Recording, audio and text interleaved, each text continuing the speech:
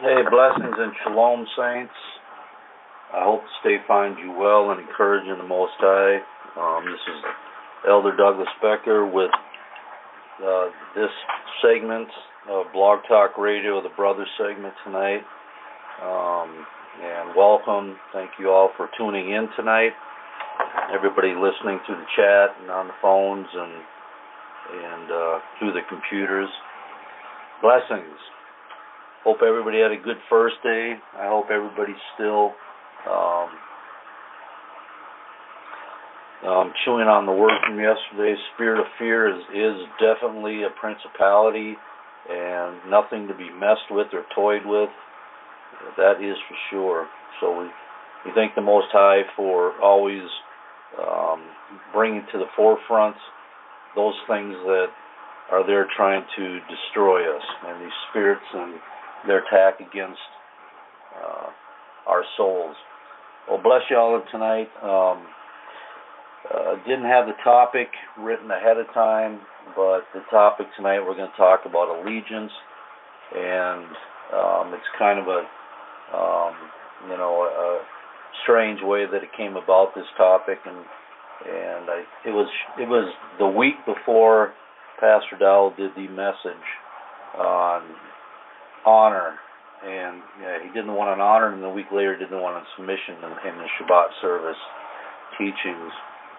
And I know it was about mid-early week, and I just had it come really heavy into my mind about the word allegiance came into my mind, right? And so I began to meditate on it, and as I began to meditate, more and more things were revealed, and of course I shared them with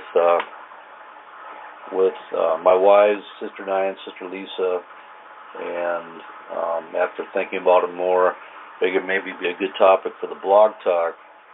So that's what we're going to do tonight, and it did actually blend with in the same vein as with honor and submission with the two Shabbat services. So I thank the Most High for that.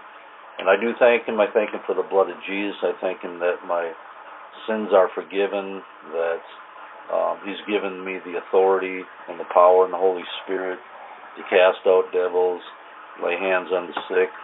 All glory to the King. And for having His long-suffering and mercy on me, that I might be saved. But bless you all. So with that, we're going to get started with this study tonight. Again, the topic is called allegiance. So I hope you enjoy.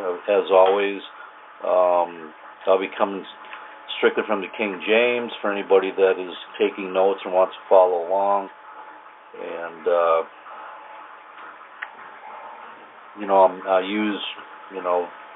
try to use not so much my own input, but just let the word define itself, because that is the best teacher. All right, the word allegiance. Oh, and thank you all for the audio check. I appreciate that. The word allegiance, as it is found in the dictionary, means loyalty or commitment of a subordinate to a superior, or of an individual to a group or a cause. But the really thing that I really want to highlight on here is allegiance, again, is loyalty or commitment of a subordinate to a superior, or somebody that is in a place of servitude to their master, if I can use that and use it in the purest terms. So there's an allegiance, there's loyalty or commitment. There's a few words that are very similar, synonyms to the definition of allegiance, and I'm going to read them very quickly. They are loyalty, faithfulness, fidelity, obedience, adherence, homage, devotion, trueness, true-heartedness, trustiness, trustworthiness, steadfastness, staunchness, dependability, reliability, duty, consistency, dedication, commitment, patriotism. So you can see by the list of synonyms that this word has all the positives of making a very good relationship, a strong, tie a strong bond. Okay, and so as I was saying earlier, this came into my mind, the midweek just prior to Pastor teaching the SHABBAT service on honor, and the thing that really stood out as I thought more about is the fact that your allegiance or your test of allegiance or your test of loyalty or commitment, your dedication, your devotion to the Most High first and foremost, and then to the men that have the rule of authority over you, are going to be tested in a much greater measure as the days go more dark and we head closer to these days of great tribulation. The tribulation, we are, in the sorrows and tribulation. It is obvious and crystal clear that we are in the end days and quickly approaching the last day. Our allegiance, our commitment, loyalty, and trust will be tested and proven thoroughly and in greater measure through these times of great sorrows and desolations, such as it was in the days of the wilderness journey of the children of Israel under the direction and leadership of Moshe. Yahweh has ways to prove us, to see if we will continue to believe Him and hold to those who have been placed in the rule of authority over us. Will you, knowing these days will be the time of testing and proving, question things that for all appearance sakes might be seen as errors in judgment and discernment stemming from those who have the rule of authority over you? That's a question you need to ask yourself. Are you going to rise up against the vision, or will you trust Yah and those appointed as your leaders? Are you going to begin to question and open up a door to doubt and accusation as to whether those who have been placed before you are following the unction of the Holy Spirit or their own minds? There are going to be tests and trials placed before us by Yahweh. Tests and trials designed to test your loyalty, commitment, allegiance, and trust first and foremost to Him, Yahweh the Elohim, and then to those that have the rule of authority over you. Yahweh is preparing a people in this present wilderness journey through many tests and trials in hopes that they are found worthy to enter into a wilderness which will provide them protection against the hand of Satan during the time of the Great Tribulation. And as we get in study, we'll expound more and more on that. Okay, I'm just reading some of my bullet points. Yahweh will use those, your leaders, to provoke you to judge the soundness of your heart. He may place them in situations where, I'm talking about Yah, He may place them in situations where it appears that they have failed, where they may look as though they acted after their own volition of mind, where they have left Israel in a worse or unprepared position, all in order to prove your heart. The test to faithfully support and hold your allegiance is to know what is lawful and acceptable with Yahweh and what is not His mind or His will. We do not have to submit to unlawful commands. I think Pastor Dowell brought that up not too long ago. He spoke about that. I don't remember what venue it was, but he did speak about that. You will know them by their fruit. You must know them which labor among you and are over you in the master. You will know what manner of men these are after their lifestyles, by their dedication and devotion to Yahweh. And just to name a few, like, of course, right at the very top, Pastor Dowell. Then we Pastor Corey, you got Elder Rufus, Elder Mitchell, you got Elder Donnie, Brother Daniel, Brother Kabir, Brother Steve Regis, Brother Ron, Brother Chris Paul. You got Brother Hassan, Brother Michael Israel, and there's plenty more. The men, you all know who they are. You know all these men. You know their positions and the love that they have for Yahweh. And all these men that I just named, they have laid it all down to serve Yahweh, and who have been given the vision for those whom Yahweh have joined with them, considering, and they must, the ones that are joined, should consider the end of the conversation of the ones that put in positions of authority over them. You must look to your relationship with Yahweh first and foremost and be real with yourself that you have made Him first in all things, and have wholly followed him in all things. Men will see this and know that this as your fruit will show. Again, Pastor Dowell, Pastor Coriel, the Rufus, etc., have those saints which are very close to them and have greater levels of fellowship and communication with them than others amongst them. But this shouldn't be used as a measuring stick of where your relationship is with Yahweh, and I hope I made that clear. Okay, take for example the disciples, right? As we read in the Gospels, there was 3 of them that were much closer and had a tighter bond with Yeshua, with Jesus, and that was Peter, James, and John. As I said, he took them a little further. He had a tighter communication, and in some instances showed almost a greater love for those 3. But the point is, that didn't take away the salvation and the love for Yah that the other disciples had, if I'm making sense. So we just bring the same thing to today, just seeing us in this ministry. Some men desire to see their leaders fail, that they may use those failures to puff themselves up, to stand up in defiance, because of the infallibility of the ones which have the rule over them. So if you see somebody fail, you see a leader fail, that might embolden others to stand up because, well, this man ain't no better than me type of mentality. That's when pride is going to interrupt. And when I get these notes like this, I'm actually getting them, these bullet points, from reading through the accounts in our Word. And when you can pull this right from what the Word tells us. Hey, bless you all in the chat room as you're slowly coming in.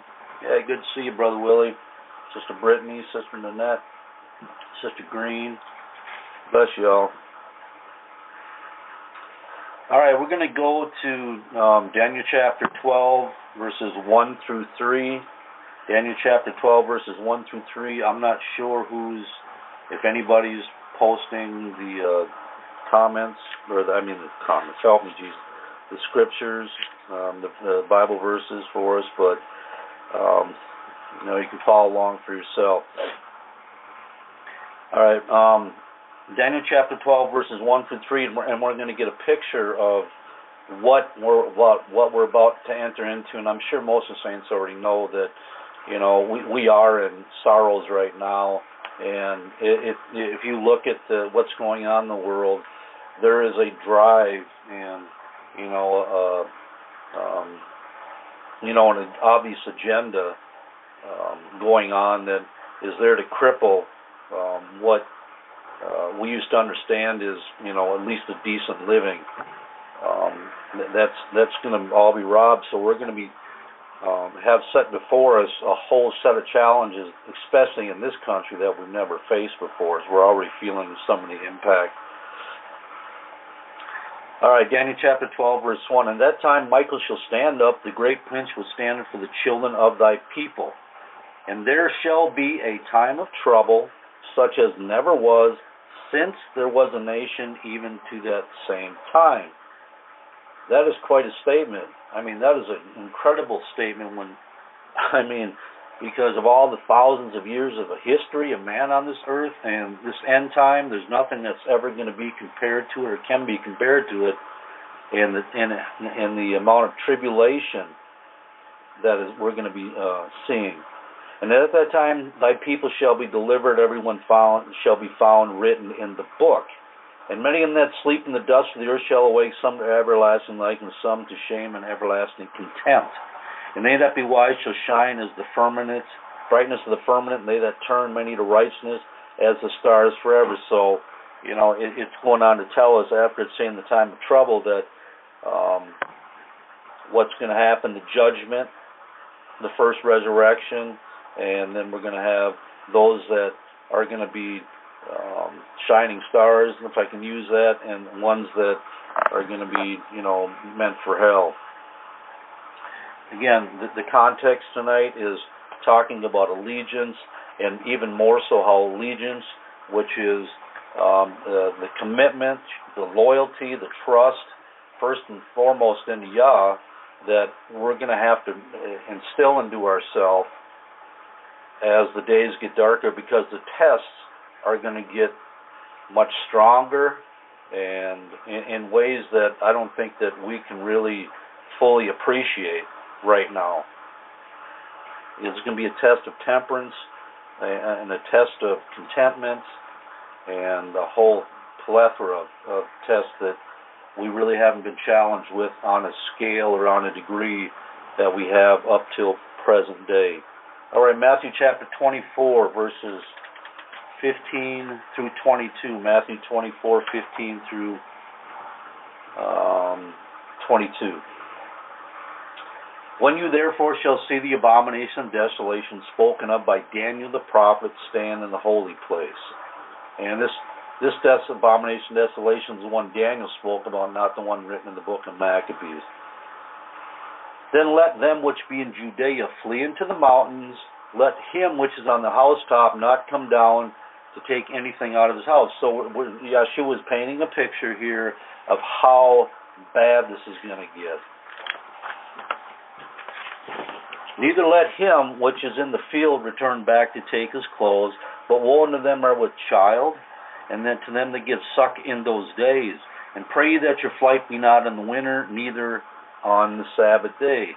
For then shall be great tribulation, such as was not since the beginning of the world to this time, no, nor ever shall be. This wording, Yeshua's wording reflects exactly the same sentiment that Daniel chapter 12, verse 1 that we just read, that there'll be a time of trouble this world has never seen. And except those days should be shortened, there should no flesh be saved. But for the elect's sake, those days shall be shortened. And when this verse is talked about, sometimes people oftentimes relate this that everybody's going to be killed. Well, no, that's not the case. Only the righteous. Satan's going to seek to distinguish the righteous, meaning no flesh or no person that Yeshua is in would be saved because Satan and his wrath, but Yah has already made provisions for that, as we're going to find out later on, that this won't come to pass. All right, what is this wilderness journey? What this wilderness journey is for, and what it is about. So we're going to look into that some. Again, keep in the back of your mind, everything we're talking tonight all has to do with a greater level of commitment, loyalty, trust, and allegiance to the Most High, first and foremost. A tighter bond, because things are going to come out of things that, again, this whole study is to show that it's going to be a greater time of trial, testing, and proving you, to purify you, to get you ready for the next step. Because if you're not ready when the Great Tribulation gets here, the woe is going to be on you. All right, Deuteronomy chapter 8, verses 1 through 6. Deuteronomy 8, 1 through 6, and then verses 14 through 16. So we're going to be a little bit in Deuteronomy chapter 8. All the commandments which I command in this day you shall observe to do. So, who is talking? This is the Most High. This is Moshe repeating what has already been put in his ears by Yahweh, that you may live. So you do the commandments, you observe them, you be careful to keep and guard them. That's your life, that you may live and multiply and go in and possess the land which Yahweh sware unto your fathers. So there's going to be a reward for holding your allegiance, your loyalty, your commitment to Yah's commandments, to his ways, to his statutes, to his ordinances. And the reward is you're going to get to receive the word of the truth of the promised land. Because Yah said that he was going to give it to Israel. And thou shalt remember all the way which Yahweh the Elohim led thee. So don't forget what he did all these years, the many examples that the Most High preserved Israel all these years through, and all the trials and tests and everything, that not only those that fell away during this journey, but those that survived it, which we know that was Joshua and Caleb over age 20, and then everybody else underneath age 20. And thou shalt remember all the way which Yahweh the Elohim led thee these 40 years in the wilderness. To do what? Why was he doing this? To humble thee and to prove thee, to know what was in thine heart, to show you, to get you to see what was in your heart. That's what's going on, because the heart is wicked and desperately wicked. And who can know it? It's evil and and who can? This is the only way that we can know what is in it, by the tests and trials and the proving from the hand of the Most High. And then once we finally get it, that's where we can turn and repent and even further our purification. To humble thee and to prove thee, to know what was in thine heart, whether thou wouldest keep his commandments or no. And he humbled thee, and he suffered thee to hunger. He actually allowed thee to hunger, and fed thee with manna, which thou knewest not, neither did thy fathers know. So they experienced the hunger, and it already showed what was in them, because the flesh was crying out, and then God turned around and gave them manna, showing full well that he can perfectly well take care of his people. Neither did thy fathers know, that he might make thee to know that man does not live by bread alone. The whole point was to allowing people to suffer, and then giving them just the manna to eat, and trying to get them to be content and satisfied, and not break away their commitment and their loyalty and their allegiance to him and the ones that had the rule of authority over them. But he was showing that we don't live just by the food we put in our mouths, but more importantly, every word that proceeds out of the mouth of Yahweh. Thy raiment waxed not old upon thee, neither did thy foot swell these 40 years. So again, he's talking about all he did. He knows what's best for us, his people. And now he's just again reminding them that all the things that they had, they didn't need any more than what they had. What they had was sufficient. Thou shalt also consider in thine heart that as a man chasteneth, and that means to reform, reprove, or correct his son, so Yahweh the Elohim chasteneth thee, or Yahweh will reform you, he will reprove you or correct you. That's simply out of love. Therefore thou shalt keep the commandments of Yahweh the Elohim, to walk in his ways and to fear him. And doing this and keeping that is not going to allow you to revert back to the carnal mind, or allow a door of sin to enter in and be used of demonic spirits. All right, Deuteronomy 8:14 through 16. Then thine heart be lifted up, and thou forget Yahweh the Elohim, which brought thee forth out of the land of Egypt from the house of bondage. And of course, when men's pride come in, they get puffed up, and then they leave the fear of Yahweh and soon forget the very things that were given them as a preservation of life, because their heart gets lifted up, and they forget Yah, who led thee through great and terrible wilderness, wherein were fiery serpents and scorpions and drought, and there was no water, who brought thee forth water out of the rock of flint. Who is leading Israel through this great and terrible wilderness? Who is doing? It's Yahweh, who places men of Yah over us to lead us, but ultimately it's still Yahweh that is charting the course. He's making decisions, and he's just putting them in the minds and the hearts of the men that he's appointed to the place of rule. And then us, by holding our allegiance, our commitment, our loyalty, our dedication to Yahweh, automatically transfers over to those that are placed in the rule of position of authority.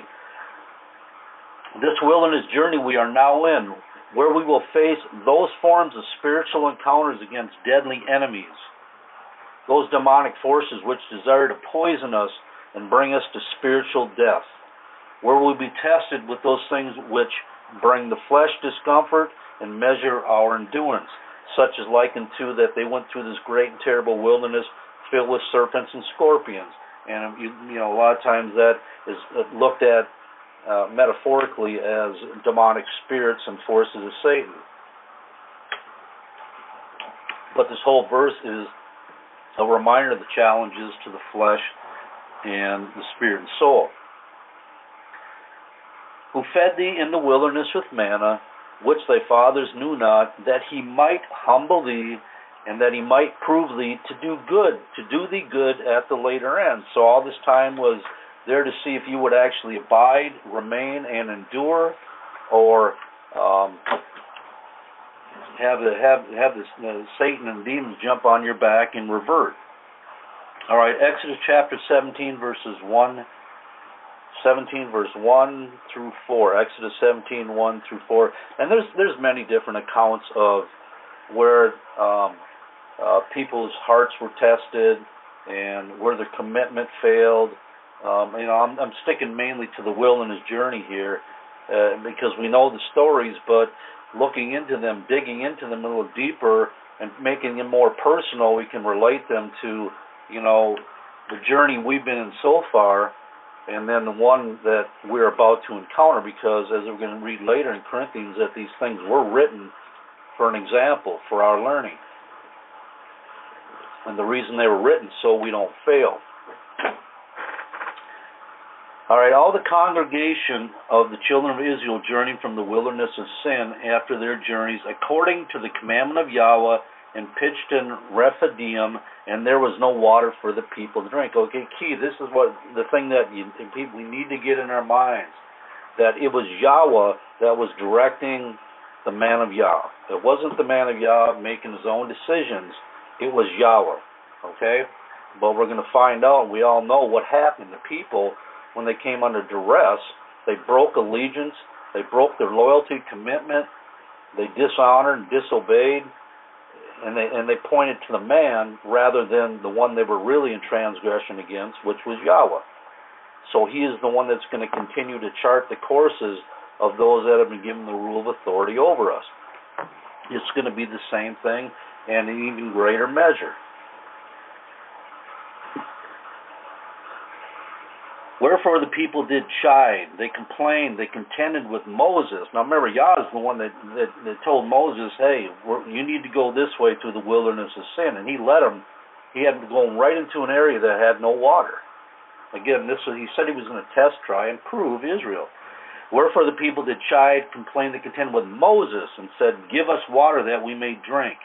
And Moses said unto me, why are you contending or complaining, chiding with me?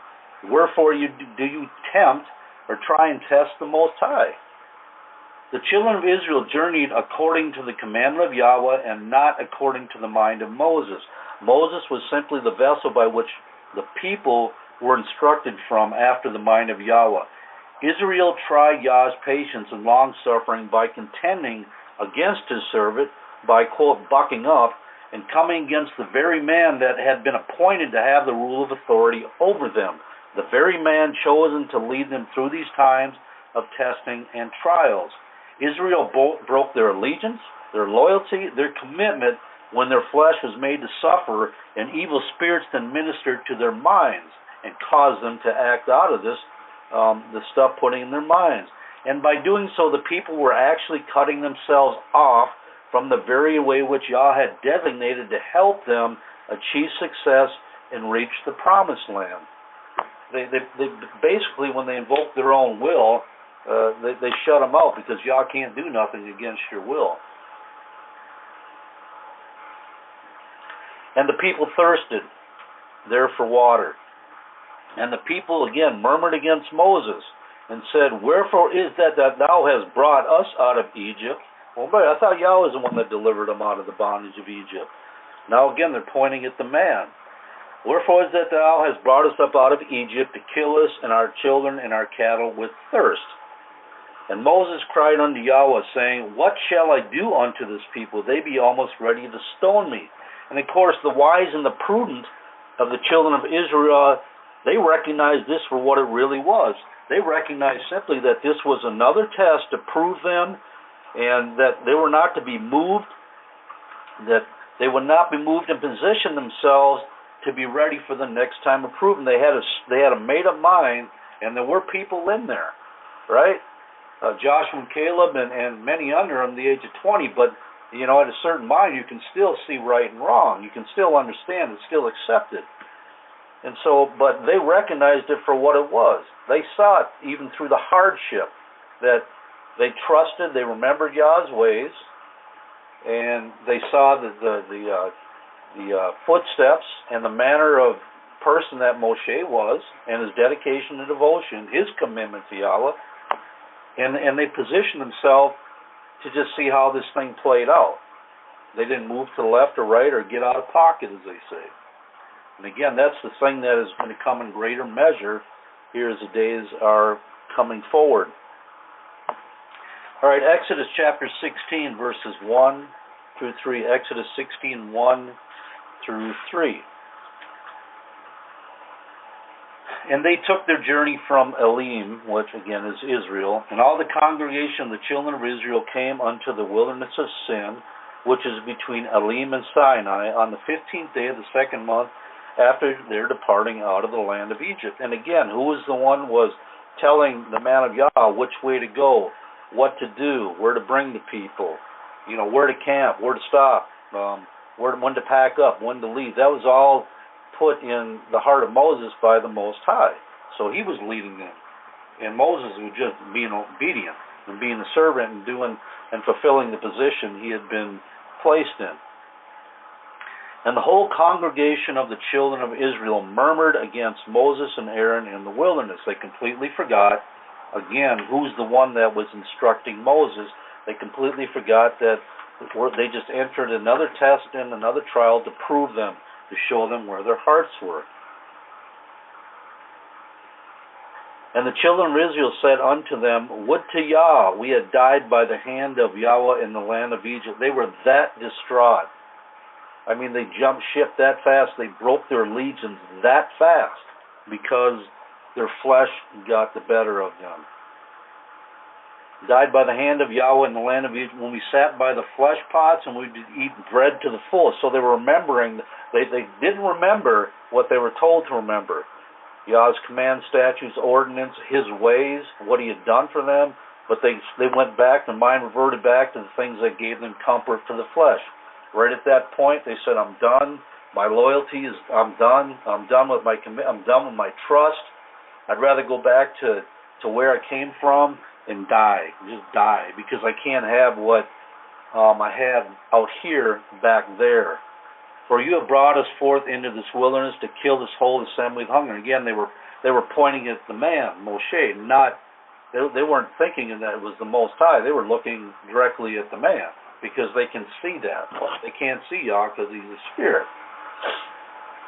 All right, Numbers 13, verses 1 through 3. Again, keep in mind as we're talking about this is all structured to bring us a better clarity and understanding, prepare us that we will hold our allegiance, our loyalty, our commitment, our honor, our trust. Again, first and foremost, it has to be in Yah. We're not supposed to put trust in man and man alone, only in man that we know for certain is being led of Yahweh. And Yahweh spake unto Moshe, saying, Send thou men, that they may search the land of Canaan. So, God speaking to Moses, saying, This is what I want you to do, Moses. This is what I need for you to do, all right? And he's already setting this up because Yah already knows it's going to happen. He, again, is going to show the wickedness and the susceptibility that Satan has to the minds of so many, how fast people have left his word and the direction to remember and hold fast.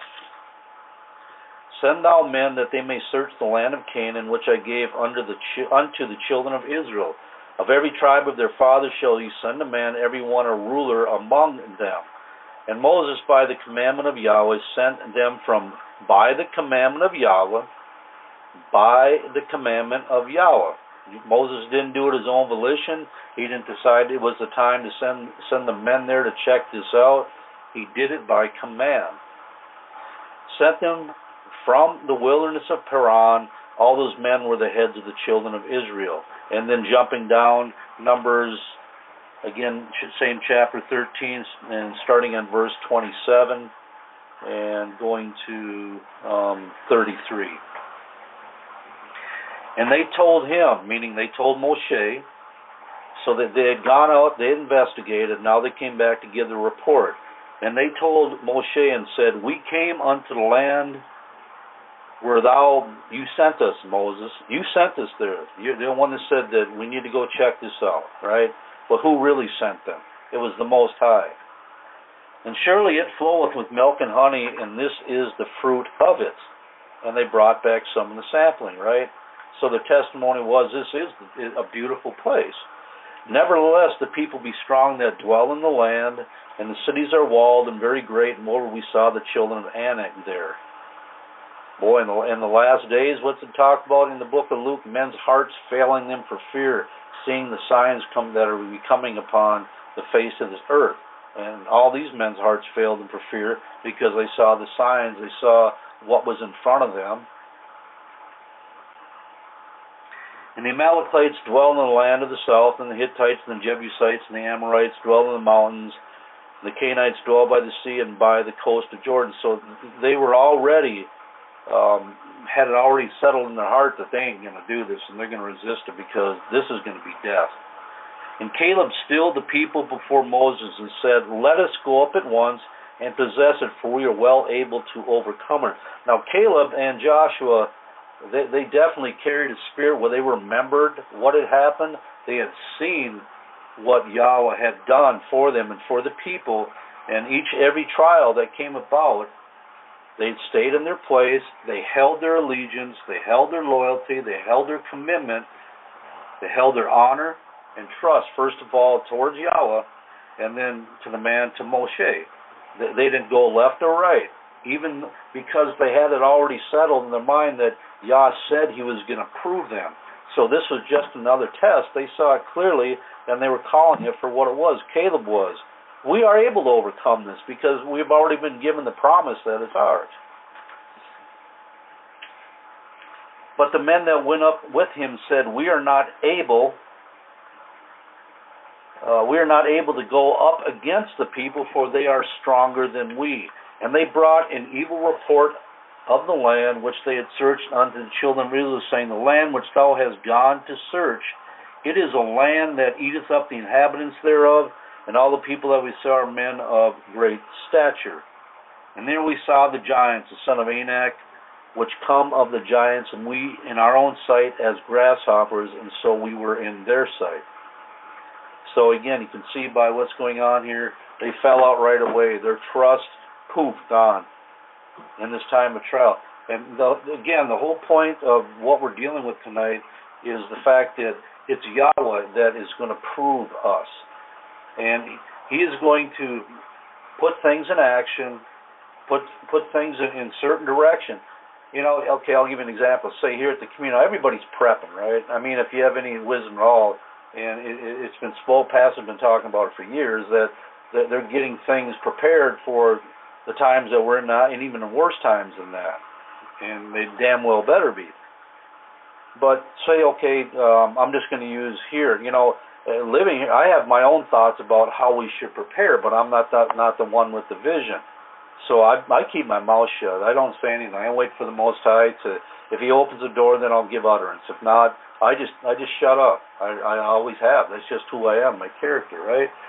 But, you know, I'm thinking about, you know, root cellars, because they're a natural source of cooling. They're dark. You can put canned products in there. You can camouflage them so they can't be seen. I mean, I got all this stuff, right? And I'm not going to say we're not going to do that, right? But what I'm saying right now is just purely as, you know, hypothetical, is that so we get into this and then we find out that our typical storage now wasn't the right type of environment, and all of our food goes, and all of a sudden we're going to be faced with a crisis where we have to ration our food. Well, we already know that Yah supplied, and who's to say that Yah didn't make it go this way to prove us, to see where our hearts were?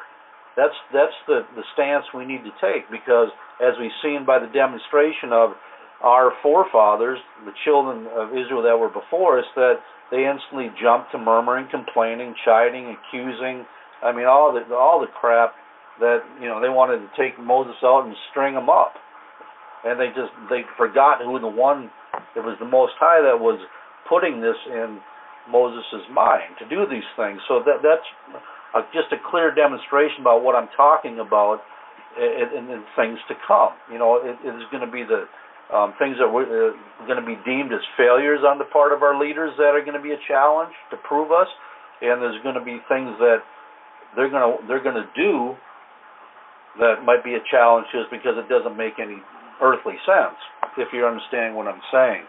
But it's going to get in a greater measure, and I have to keep saying that because we're in the late hour, and He needs to purify a people to be ready to go into the next wilderness, which we'll get into, okay? Numbers chapter 14, verses 1 through 3. Numbers 14, 1 through 3.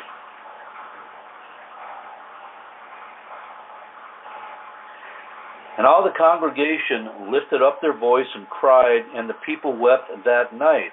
Again, this is still a continuation of the report that these evil men brought back. Okay, so it's just moving into the next book of Numbers.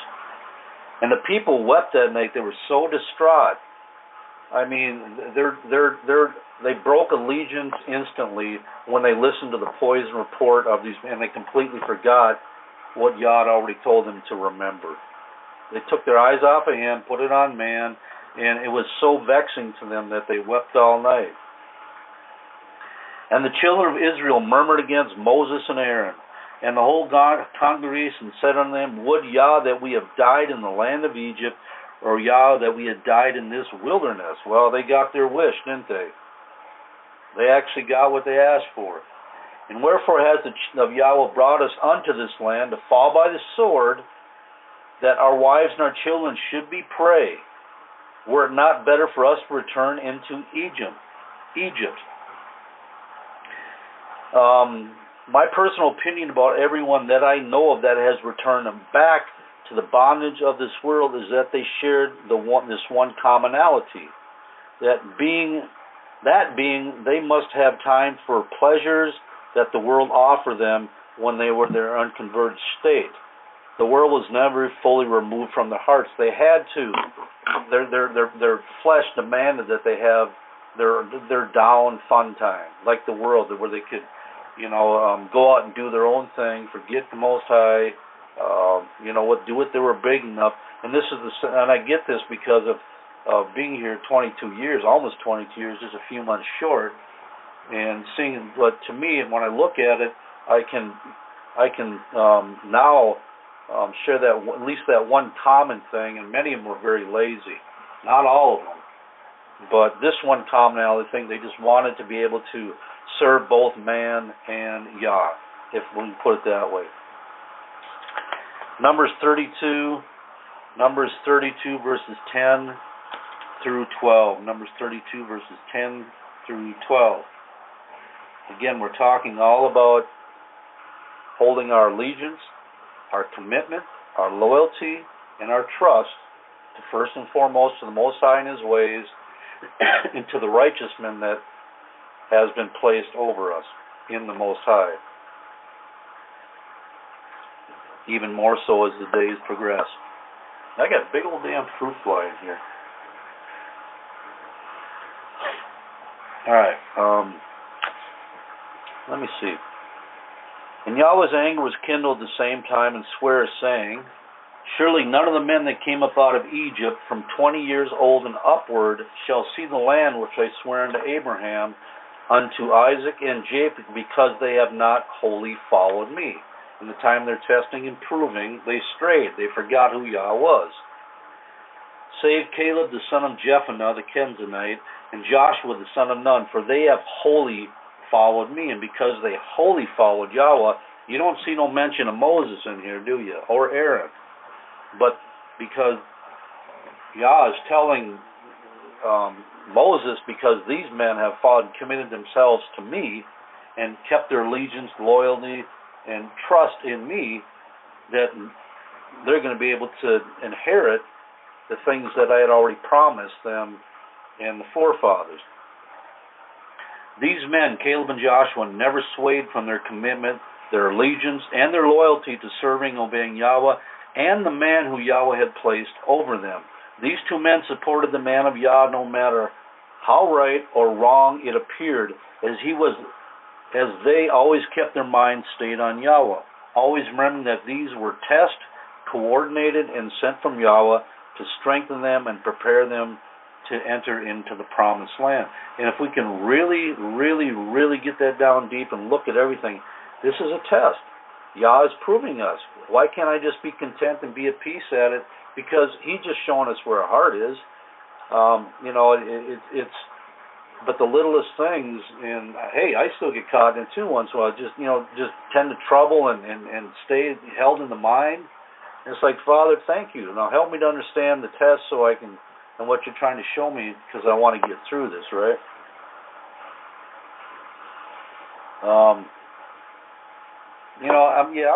I'm gonna say something here because I don't know. I think it needs to be said, and I'm just gonna just make this known is that in my past here, I'm just a few months shy of 22 years, and I've actually had brothers that have been part of this ministry that they've challenged my allegiance, they've challenged my loyalty, my commitment, my submission, and my support to Pastor Dowell. And without them realizing it, they were also challenging my relationship with the Most High. And they came to these conclusions only guided by their own sight and their own expectations and their own measure of how to honor the man of Yah, and how to see my interactions with Pastor Dowell not comparing with what they saw with others who were very close to them. So they made a determination.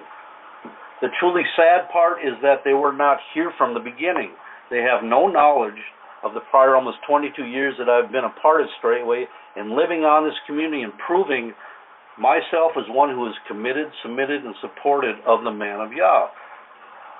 These men, the ones that have challenged me and leveled these challenges, they would never know the multitude of tests and the trials the years have held, never knowing all the good times and the rough times, the times of successes and the times of failures, and never one time have I gone to the left or right, remaining faithful through it all. And I thank the Most High that I can give that testimony. So really, don't dare question me. Don't question my honor towards the man of Yah because he doesn't meet your standards. Show me then. Show me. Show me then where I have dishonored the man of Yah, or any of the leadership for that matter, where I have been in disobedience against them, where I've frustrated the work here, working with Pastor Dowell and what he's doing for the kingdom. Believe me, I know full well where I've failed in my honor, and those times have been oh so few, and that's the truth. I can hold that testimony, and I hope I'm not blind myself. So please forgive me for this rant, but I will not allow anyone to question my loyalty, no matter how little I am involved right now because of where I'm at in the affairs of the community or the ministry for that matter. I will remain faithful to that which has been given to me, and I will. So I don't mean to go off on that rant, but as I sit here thinking this come up my mind, this needs to be said, and I hopefully that it's received in the right way.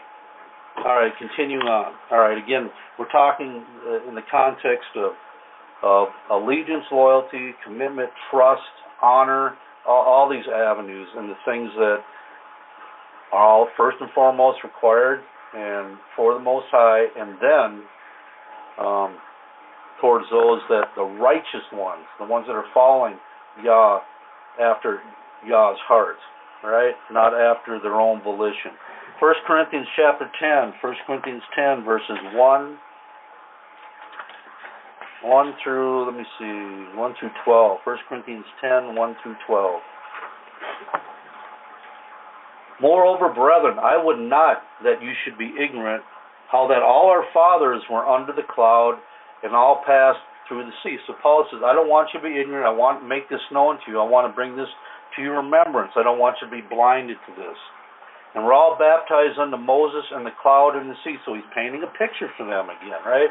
As he wrote this letter to the church of Corinth. Because Paul knows certainly history.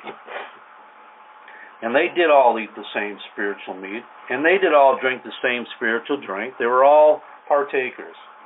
For they drank of the spiritual rock that followed them. The rock was Christ. But with many of them. Now these were partakers, all these people that Paul is talking about. And he's telling them, don't be ignorant of this, don't be blind to this. This actually happened, and I need to warn you. Because that which happened will happen again. But with many of them, Yah was not well pleased, for they were overthrown in the wilderness. So why were they overthrown? Why were they abused and used of Satan?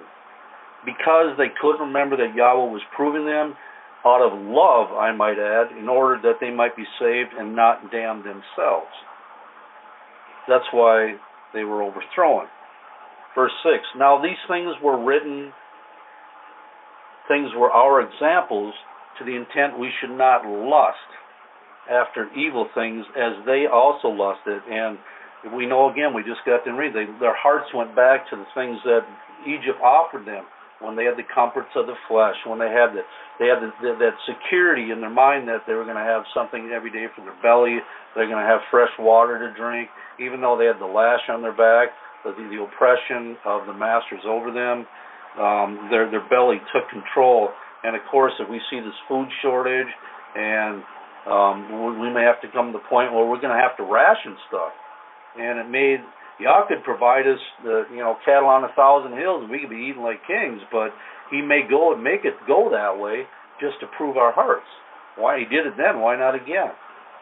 I've been challenging myself to eat one meal a day for years. Sometimes I do pretty good. Sometimes I don't. This morning, in fact, I did. I had a very small breakfast, just because I only ate once yesterday. I guess I had a small snack too, though. Okay, so now these things were our examples, to the intent we should not lust after evil things as they also lusted. Neither be idolaters. So Paul's going to run down a list of things that are going to keep, that not only the people in the wilderness fell prey to, but he wants the church of Corinth to know, the assembly of Corinth, not to be susceptible to the things he's just going to tell them in their ears, so they don't break their allegiance with the Most High, so they can stay in the covenant that they made with Yah. Neither be ye idolaters, as some of them, as it is written, the people sat down to eat and drink and rose up to play. Neither let us commit fornication, which are, whoremongers, as we know, as we've learned, and going after strange flesh, as some of them committed and fell in one day 23,000. Neither let us tempt Christ, as some of them also tempted and were destroyed of serpents. Neither murmur ye, as some of them also murmured and were destroyed of the destroyer.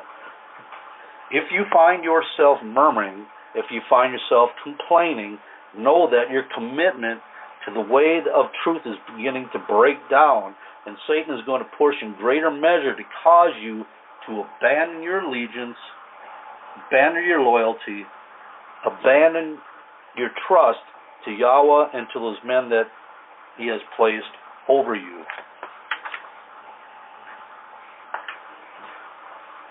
Now all these things happened unto them for examples, and they are written for our admonition, meaning for our warning, upon whom the ends of the world are come. Wherefore let them that thinketh he standeth take heed lest he fall. All right, we're going to show. We're going to read a few scriptures about following faithful men and leaders. Hebrews chapter 13, verse 7, and Hebrews 13, verse 17. Again, remember them which have the rule over you, which have spoken unto you the word of Yah, whose faith follow, considering the end of their conversation, which is the King James wording of, look at their fruits. Look at what they're doing. Look at their what's the word I'm looking for? Their determination, their drive, their zeal. Consider that. That's the rulers you want to follow, that are keeping Yah's ways, keeping His truth, and not putting unlawful things out there, ridiculous things, teaching out of false doctrines. No. All right, Hebrews 13, verse 17. Chapter 13, verse 17. Obey them that have the rule over you, and submit yourselves. That's part of allegiance. Submission. And submit yourselves, for they watch for your souls, as they must give an account, that they may do it with joy, and not with grief, for that is unprofitable to you. 2 Thessalonians chapter 3, verses 6 through 9. 2 Thessalonians 3, 6 through 9.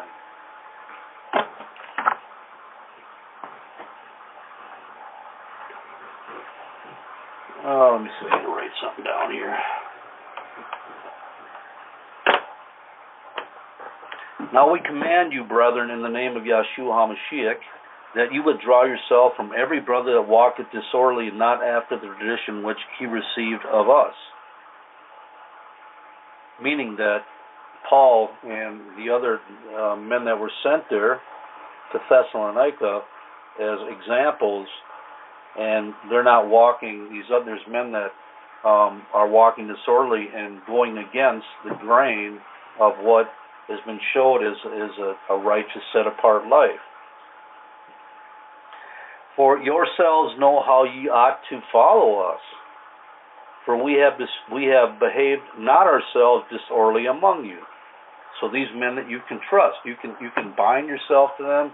You can keep your allegiance, your commitment, your loyalty to these leaders, because they have not behaved in a way that would place that kind of doubt. But they have been the example. Neither did we eat any man's bread for naught, but wrought with labor and travail night and day, that we might not be chargeable to any of you. So they busted it. They were not going to allow any man to accuse them, even if they didn't sit. They'd have pulled up a chair and watched everybody else, which they could have done because they had the power to do so. Is what Paul is saying. We do have the power, but to make ourselves an example. Pastor Dowell has been saying that for years. That's why he gets out there and does the videos repeatedly about, laying blocks and running the heavy equipment and building homes, and a lot of the videos, especially from the past, is just to inspire people that what it takes a leader to do. And you see the same thing in all the other righteous leaders in this ministry. And they do the same thing, so people should have no doubt that they can align themselves and keep an allegiance with these men. Neither did we eat any man's bread for naught, but wrought with labor and travail night and day. They busted it. They took away all excuses. They got out there and get after it. That we might not be chargeable to any of you. Not because we have not power, but to make ourselves an examples unto you to follow us. And we beseech you, brethren, to know them which labor among you. They're trying to instill in their minds, know them. Pay attention to the ones that truly labor among you and are over you in Yahweh, and admonish you. And to esteem them very highly in love for their work's sake, and be at peace among yourselves. All right, Colossians chapter 3, verses 22 through 24.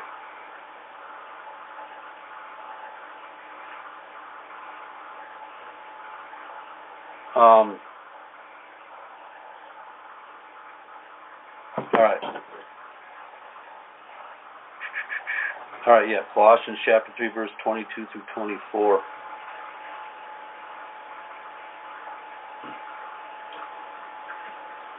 Servants, obey in all things your masters according to the flesh, not with eye service as men pleasers, but in singleness of heart, fearing Yah.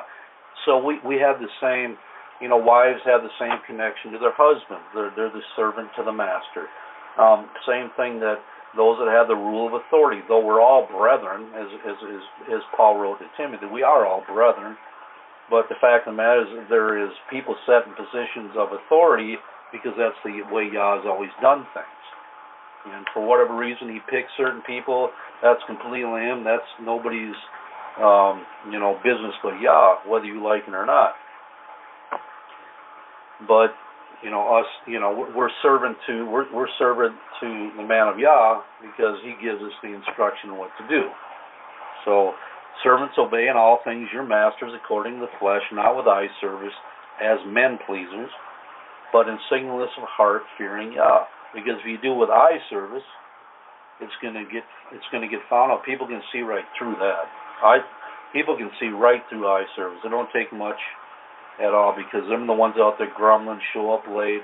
All of a sudden they get a whole pep in their step when those in authority show up, but when those that are in authority aren't there, then they go right down to the bottom of the barrel.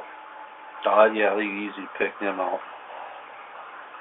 And whatsoever you do, do it heartily as to Yahweh and not unto men, knowing that Yahweh of the Most High you shall receive the reward of the inheritance. And we have the same example in what we just read in the wilderness journey. They would have received, they finally did receive the reward, being the promised land, for you serve the Master Jesus. All right. And so the ending part here is what we're going to go into now. We're going to talk about Revelation and future events.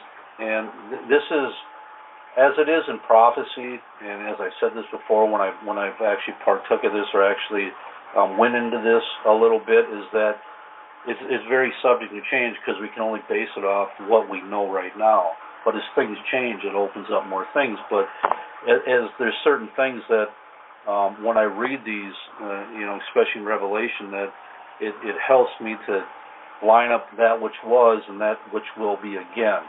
So, like I said earlier when I started the broadcast, is that we're going through this wilderness now, this time of testing and proving, to bring us into the next wilderness. If I said that, you may not have been in the room when I said it or listening, but it's there to bring us into the next wilderness, and we're going to find out who it is that, at least I believe, that is going to inherit that prepared place in this wilderness during the 3.5 years of great tribulation, and the reason they were able to make it there. All right. Revelation chapter 14, verses 1 through 5. Revelation 14, 1 through 5. This is going to go into some detail, not all of it, but a good enough amount of detail to give us a very good idea of the character of the 144,000 written about in these 5 verses. And it says, and this is John saying, and I looked, and lo, a lamb stood upon Mount Zion, and with him 144,000, having his Father's name written in their foreheads. Very important to remember that part. And I heard a voice from heaven as the voice of many waters, and the voice of great thunder, and I heard the voice of harpers harping with their harps. And they sung, as it were, a new song before the throne, before the 4 beasts and the elders, and no man could learn that song but the 144,000 which were redeemed from the earth. So the only ones that were given the ability to learn this new song, again, was the 144,000, because they were worthy to sing it, because they achieved the greatness that none other had achieved, at least not up until that point. And it says in verse 4, these are they which were not defiled with women, for they are virgins. These are they which follow the Lamb whithersoever he goeth. These were redeemed from among men, being the first fruits unto Yah and to the Lamb. So I've actually been asked questions about this before. You have to understand, it says, when these are they which were not defiled with women, for they are virgins. It's not, even though it's given the analogy of marriage and remaining, almost in a position where, if you look at it naturally, it's actually a defilement for a man to take a wife, or a woman to take be married, joined to a husband. But what it's saying here, the whole topic has to do with purity. So they kept themselves spiritually pure. I mean, if you were to try to actually employ that, actually use that as a true argument that it's after the natural, that means every great man of Yah, in this ministry would be forbidden as one of the 144,000, but their character would be even closer to what the 144,000 require. So again, that has to do strictly with spiritual purity. So, and that can be men or women, brothers or sisters. It isn't dedicated to one or the other. These are they which follow the Lamb, at least that's my interpretation, right? At least that's my belief. These are they which follow the Lamb whithersoever he goeth. These were redeemed among men, being the first fruits unto Yah. And the point I was trying to make is they were completely loyal to Yahshua, and they held fast to the truth, only found in Messiah, not turning to the left or the right. These saints are in purity as what a virgin is likened to. They have not defiled themselves with the falsehoods of doctrines, beliefs, wicked ways, sin, whatever the case is. But they kept their allegiance, they kept their loyalty, their commitment, their trust, their dedication, devotion to Jesus the whole time. And they strolled in the time when it came to testing and trials. And they didn't go left or right. They understood that it was there for their sanctification. And these men, or these women, this body, these children of Israel, and these children of Israel were able to get to a point of purification and getting in ready for the next step and then the final step. All right, Revelation chapter 7, verses 1. Revelation 7, verses 1 through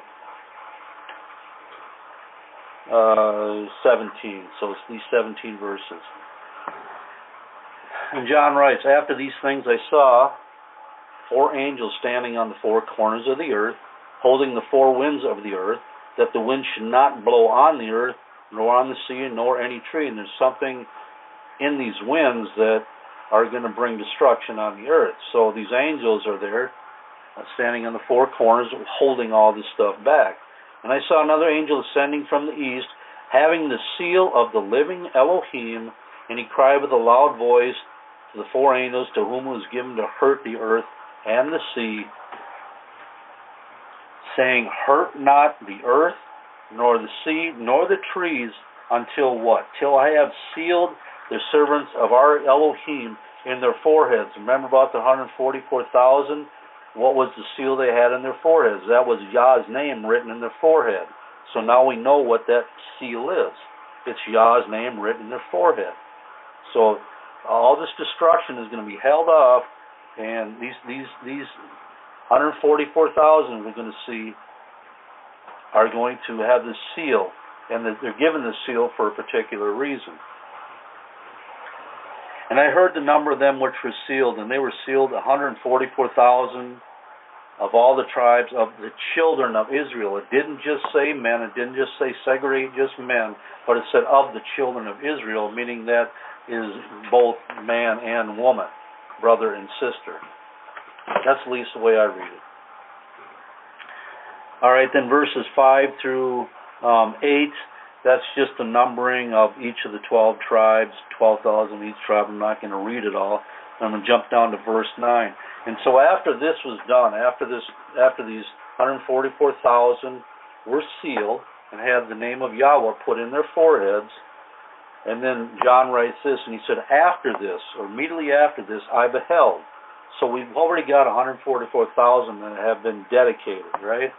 And we know by Revelation 14 that these 144,000 had a character about them. They had a purity about them. They didn't stray left or right. They stayed dedicated to Yahshua the entirety of the time they served him. And these are ones first redeemed from the earth. So John writes, "But then after this, I beheld, and lo, a great multitude, which no man could number, of all nations and kindreds and peoples and tongues, stood before Yahweh and before the Lamb, clothed with white robes and palms in their hands." So we're going to find out when these people hear that they're talking about actually got purified, because they failed a lot of the tests that kept them out of being sealed as 144,000, but they're going to have to go through something in order for them to get purified. They're going to have to go through greater times of trial testing and being proved, and greater evils than they had leading up to the start of the Great Tribulation. So that's why this I'm trying to put on the study in the time leading up to the Great Tribulation, as we're going to see more of the test trials and proving that we stay the course and allow ourselves to be purified. So when we feel the challenges from them, we can prove our hearts and see what it is that we're feeling. I mean, Pastor's been bringing up deliverance again. He keeps talking about it. He keeps mentioning it again and again and again, that there's some people that just refuse deliverance. They don't think they need it. They think they got it all in control, but they're too blind to look forward from this present day. They look at how well they've supported themselves and conducted themselves leading up till today, but they're blind to the future, and they don't know what the future has to hold. They don't understand the challenges, and because they didn't do anything now, when it gets to that point, they're going to actually put themselves in a very vulnerable and dangerous position. But again, that's where the blindness comes from, because they think it's only present. Well, tomorrow comes, I'm just going to be the same man I was yesterday. It's the same old, same old. I'll get by it. I was able to do it today, right? I felt this up, I felt that come up, whatever the case may be. You know what I'm saying, but they got no idea. None. So allow yourself to be purified in these days so you don't have to face the greater evils that come in Great Tribulation. And we'll talk about that in a second. So we have this great multitude, clothed in white robes that no man could place a number on, and cry with a loud voice. If you go and read, it just jumped in my mind, I believe it's Daniel chapter 7, it talks about thousands times 10,000 times 10,000. Somebody figured out the numbers one time. It's like a million something or something. And that's why we can achieve these great numbers. We only have 140 per thousand field, but it's talking about a man that no one can number. Well, when you start talking the millions, it's pretty difficult to look and number that many, right? But it actually gives you a greater understanding of the amount. And I think, again, it's Daniel chapter 7. I might be wrong, but I know it's written about somewhere. And verse 10, they cried with a loud voice, saying, Salvation to our Yahweh, which sitteth upon the throne and under the Lamb. And the angels stood round about the throne and about the elders and the four beasts, and fell before the throne on their faces and worshipped Yah, saying, Amen, blessings and glory and wisdom and thanksgiving and honor and power be unto Yahweh forever and ever. Amen. And one of the elders answered, saying unto me, okay, so this elder is going to look at John, and he's going to question him. He's going to say, what are these which were arrayed in white robes, and whence came they? And John's answer is, and I said unto him, Sir, thou knowest. And he said to me, These are they which came out of great tribulation, and have washed their robes, and made them white in the blood of the Lamb. These are those saints which Satan went to make war with, the remnant of the seed of the woman, that we're going to look at here in a minute, who was preserved from the face of the devil in the wilderness. These saints were not shielded from the onslaught of Satan, as was the woman of Revelation 12, which we will soon read. Mind you, there is no question asked of the 144,000, and frankly, why would there be, knowing full well these are the elect of the elect, which had already made themselves ready, had already gotten themselves purified, and were rightfully sealed until the day of redemption. Again, this is how I read what the events here in Revelation. All right, verse 15. Now therefore are they before Yahweh, they before the throne of Yah, serving him day and night in his temple, and he sitteth on the throne, shall dwell among them. They shall hunger no more, neither thirst any more, neither shall the light on them, nor any heat. For the Lamb which is in the midst of the throne shall feed them, and shall lead them unto living fountains of waters, and Yah shall wipe away all tears from their eyes. And they were able to get there. They held the course. They kept the testimony. They kept the commandments. They remember them. But it took a greater measure on their flesh and greater evils to get them to batten down. Then they knew it was serious. They didn't really think about it so much before, but now they definitely know it's serious. And because as it says in Revelation 13, the beast went to make war with the saints, and it was given unto him to prevail over them. But this is at the start of the Great Tribulation. And during the Great Tribulation, it was given to him to make war. Not that he was held back from making war. It was given to him. So these saints could be tried, tested, and proven in even a greater measure.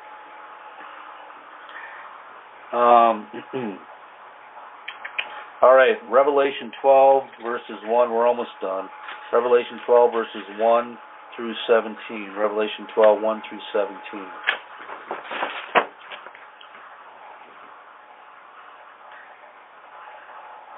And there appeared a great wonder in heaven, a woman clothed with the sun, and the moon under her feet, and upon her head a crown of 12 stars.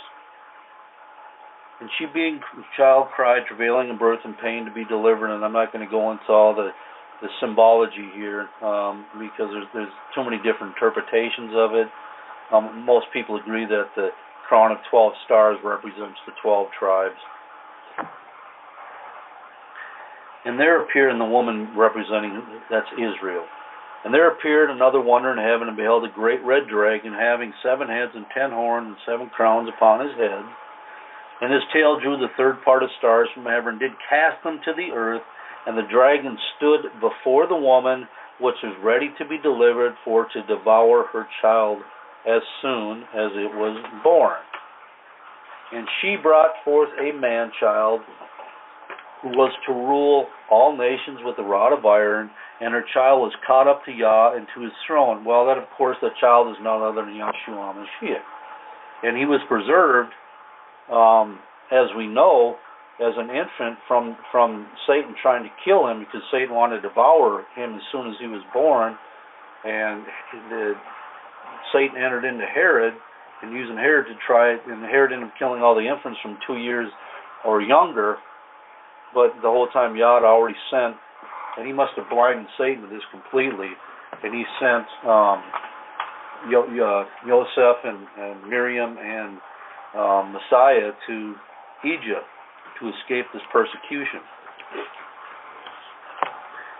And verse 6, and the woman fled. So, you see the progression here.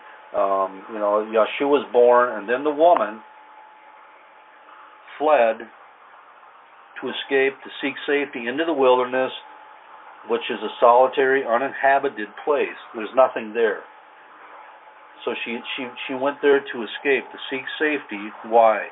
Where she hath a place prepared of Yah, that they should feed her there 1,260 days.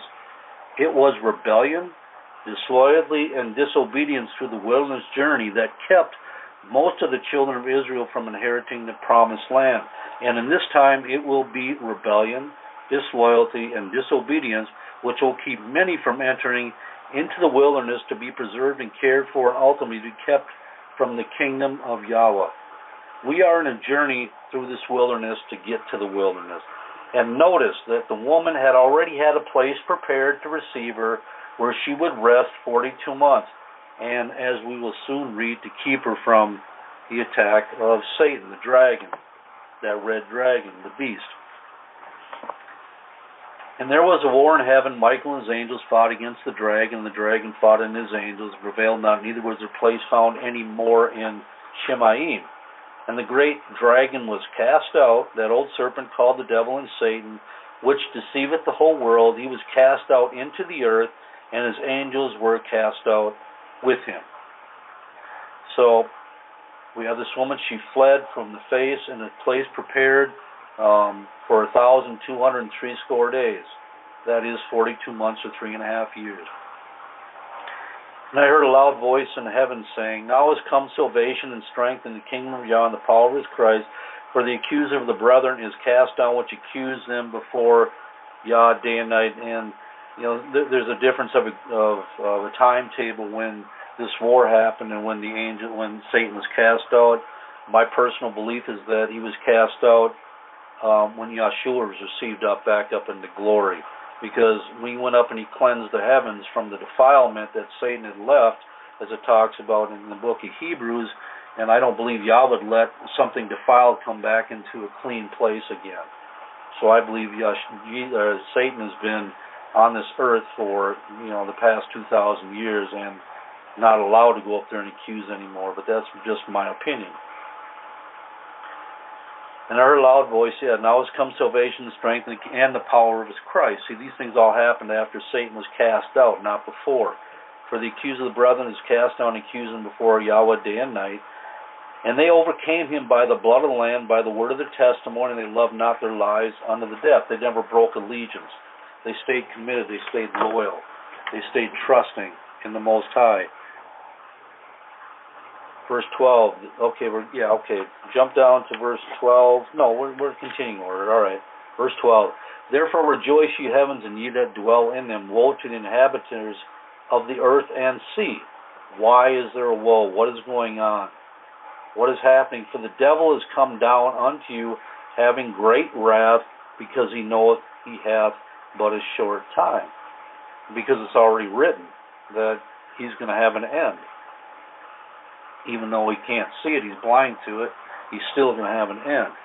And when the dragon saw that he was cast into the earth, he persecuted the woman which brought forth the man-child.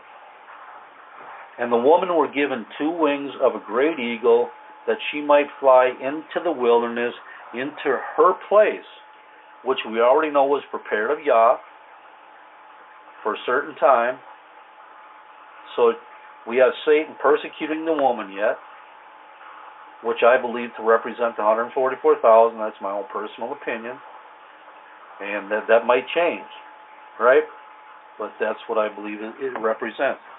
This woman, the first ones to be redeemed from off the earth. The ones that had already made themselves and got themselves in a purified state. So she was given 2 wings of a great eagle. She might fly into the wilderness, into her place. Remember, this uninhabited place. It says earlier that she fled, right? This is her fleeing from the face of the dragon that came to Satan to come to persecute her. And so she goes into this wilderness where she is nourished. She's taken care of. All of her needs are met. For a time, times, and a half a time from the face of the serpent. Okay, time, times, and a half a time, is, again, 1,260 days or 3.5 years. It's the same, just different wording as it's used earlier when it says she is brought into the wilderness 1,260 days. So when you see that, you'll see that same wording in Daniel, time, times, and a half a time, Daniel chapter 12, I think, maybe, and in 7. But that's what it means. It just goes back. It defines itself, the word. So she's protected. Remember, if this is 144,000, they were sealed because they kept their allegiance, they kept their loyalty, they kept their commitment, they kept their trust and their love for Yahweh first of all, and they followed them that have the rule of authority over them. That's the way it's set up. No man is an island to himself. That's the structure. So there always going to be somebody that, if you're righteous, that you want somebody righteous over you, that Yah has granted more wisdom, knowledge, and understanding to help you to get to the kingdom. Okay, and verse 15, and the serpent cast out of his mouth water as a flood. He's still after her, that he might cause her to be carried away of the flood. And the earth helped the woman, and the earth opened up her mouth and swallowed up the flood which the dragon cast out. So Satan wasn't going to, he kept trying, kept pushing. He was going to show, but if this is 140, they were sealed. They're already protected. These were the elect of the elect. He was never going to be able to destroy them, so there will always be a testimony on this earth. Right up until the end, the coming of Yeshua. And as it said that if the days weren't short and all flesh would be, no flesh would be saved, but now we have flesh being saved during the 3.5 years in a safe place in the wilderness. And my own personal belief, again, is that they were so purified and perfected, and they understood humanity and the nature that their time of testing and trial was already behind them. It was just for them to occupy until Jesus came. And And the dragon was wroth with the woman, and went to make war with the remnant of her seed, which keep the commandments of Yah and have the testimony of Jesus Christ. And those that the remnant of her seed, to me, is those, that great multitude that went through the great tribulation, that in Revelation 13, that the beast went to make war with and prevailed over. And so, anyway, that's the end of this study. I sure hope you enjoyed it. I hope you got something out of it. Thank you so much for your time, for your listening, and for tuning in. I hope what I said was clear and made good sense, and I hope that even more so that it finds a place to lodge in your heart. I truly do. So, like I said, things, especially when it comes to prophecy, no doubt may change as we come to greater knowledge of what's going on in these end times. But, just remember, stay committed, stay loyal, carry your allegiance all the time for Yahweh and for the righteous men over him, for they do watch for your soul, right? Stay loyal. Stay in people of honor and integrity, because there is going to be greater tests, trials, and times of proving to show us where our hearts is. Again, it's all about getting us ready for the coming of Yahshua. So with that, bless you all. You have a great rest of your week, and be encouraged, and you make sure that you stay in prayer for the leadership, especially for our shepherd, Pastor Dowell, and Pastor Corey. I mean, all these righteous men that are constantly on the front line and have so many things going on in their life that they need the help and the strength of the prayers that the saints send up. And pray for one another, as the Bible commands you, that you may be healed, that you may be delivered and set free of any bondages that you may now face. And don't avoid deliverance. Like I said earlier, and I hope you were listening, that you may have been able to manage your mind and your being up until this point, but no man knows what the future days hold, and those that refuse to deal with themselves in the present, when the days are in front of us, when the greater evils come, they may fail, because they were lifted up in their own pride, refused, and pride cometh before destruction, and a haughty spirit before a fall. Anyway, all right, bless you all. You have a great night, great rest of your week, and Yah willing, we'll see you in 5 weeks. All right, much shalom.